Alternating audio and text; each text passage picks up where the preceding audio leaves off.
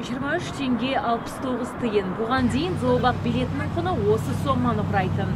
Бұл тек ерекше қорғалатын аймақтарға және қызмет көрсету ақысының салығын төлеуге ғана жететін дейді мамандар. Ал бақтағы жан-жануарлардың азығына жергілікті бюджет қаржы бөліп келген.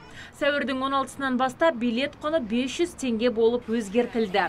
Хайуанаттар бағы қызметкерлерінің айтуынша, бекітілген билет құны облыстық әкімдікпен мақұлданған.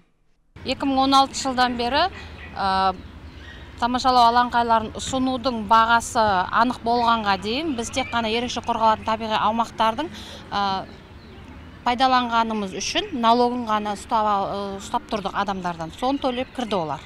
Енді бүгінгі күнге келіп, барлық құжаттар дайын болған соң билеттің бағасы анықталды. Қала тұрғыны Хариддин Шахабуддинов зообаққа отбасымен бірге келіпті. Жаңадан белгіленген билет құны тұрғынның қалтасын қағуда. Дегенмен бұл баға хайуанаттар бағынан алған әсерге тұрарлық дейді ол. Ал нысанда жүргізілген қайта жөндеу жұмысынан соң зообақтың көркейгені көңілінен шыққан. Бұрын 25 теңге еді. Бізге қол жетімді болатын. Бірақ баға көтерілгеніне қатты уайымдадық. Ең бастысы жануарларды көріп кеттік.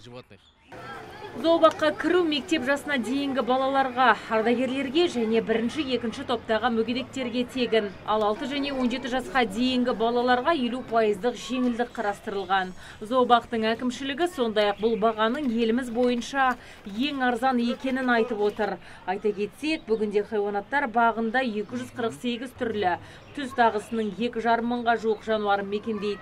Олардың 44 түрі қызыл кітапқа енгізілген.